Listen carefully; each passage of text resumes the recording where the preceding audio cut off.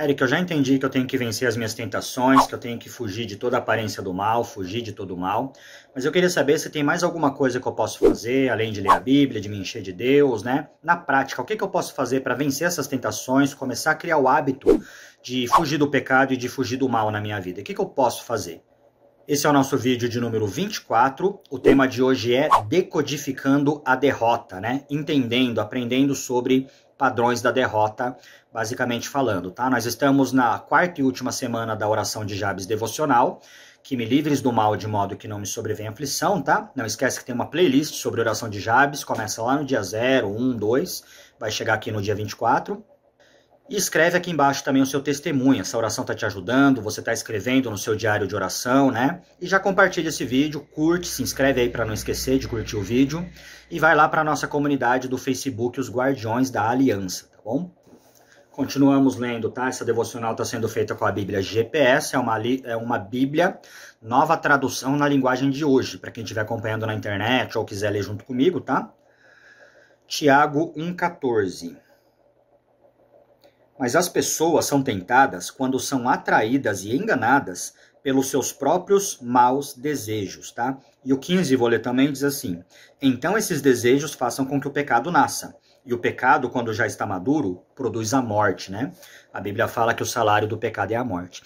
Então Tiago, ele vai falar pra gente que é o nosso desejo, a nossa cobiça que faz com que o pecado nasça, né? Com que a gente vá até o pecado. É o nosso próprio desejo, a nossa própria cobiça por coisas que a gente não deveria ter, não poderia ter, né?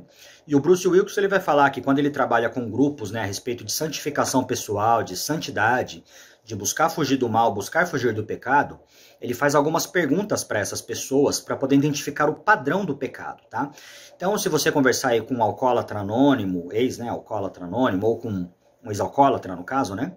Então, se você conversar aí com um ex-alcoólatra, alguém que parou de fumar, alguém que venceu a pornografia, você vai perguntar para ela quais são os padrões, né, do pecado que você comete, né? Pergunte para você mesmo quais os padrões do pecado que você comete, seja raiva, seja falar palavrão, seja qualquer que seja o seu pecado aí que você conhece melhor do que qualquer um, né? Onde você costuma pecar mais? Onde você está quando você comete esse pecado? Quais são os dias da semana que você peca mais? Né? Que cômodo da casa você está quando você comete esse pecado? Com quem você está? Né? Aí você vai mapeando, você vai criando padrões e você vai percebendo que sempre que você está indo naquela direção, naquele local, quando você evita isso, você já consegue vencer. Você nem se coloca naquele local, naquela área, ou com aquela pessoa que te faz pecar, né?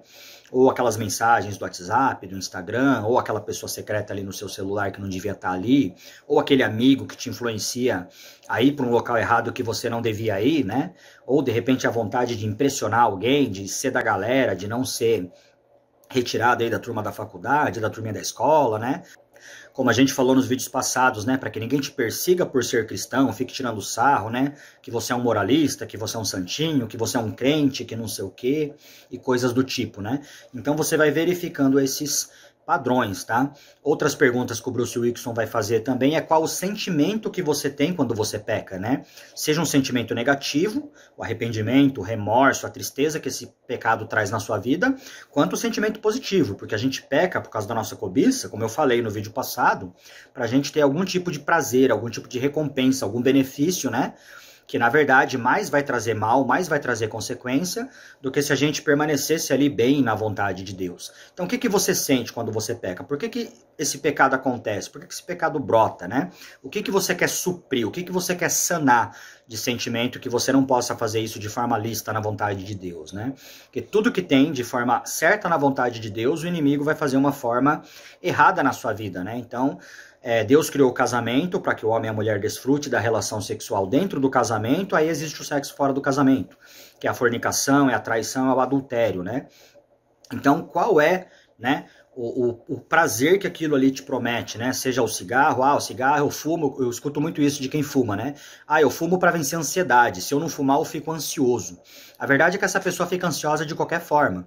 Quando ela fuma, ela apenas mata a ansiedade de não estar fumando, ou do tempo que ela está sem o cigarro. Mas na vida dela, ela vai ter outras ansiedades que ela tem que vencer, e não é com o vício do cigarro que se vence a ansiedade, né? É com a palavra de Deus. Jesus, ele fala para nós, não andeis ansiosos por coisa alguma, nenhuma, né? E uma série de outros problemas. Eu falo palavrão porque eu fico bravo, eu fico com raiva, né? Toda vez que eu fico bravo, eu falo um palavrão, eu solto uma palavra feia, eu sou assim mesmo, eu fico bravo por qualquer coisa, né?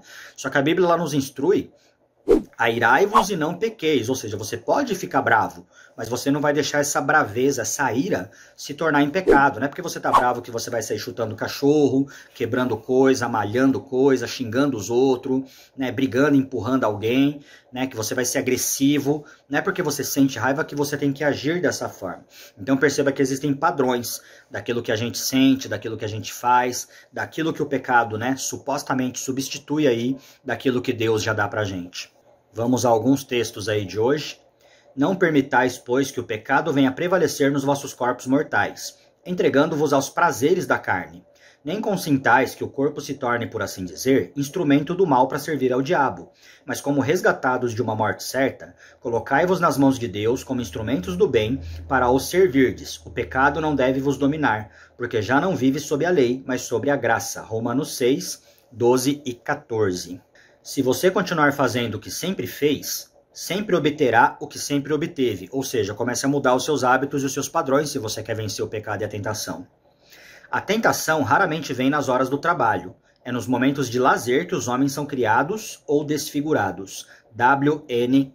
Taylor. Realmente, a hora que você está trabalhando, lendo a Bíblia, ocupado com alguma coisa útil, dificilmente você vai ser tentado, né? É como diz aquele ditado, né? A cabeça vazia é a oficina do diabo. Então a gente tem que tomar cuidado para não estar ocioso, mas se manter sempre lendo a palavra, trabalhando, fazendo coisas que nos edifiquem, tá? Não esquece de curtir esse vídeo se ainda não curtiu, se inscreve se ainda não está inscrito.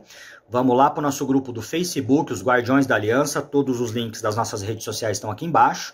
Primeiro comentário afixado ou na descrição desse vídeo. E compartilhe esse vídeo lá nos seus grupos de WhatsApp. Manda para alguém que vai fazer sentido. Manda no grupo da igreja, grupo das pequenas células, tá bom?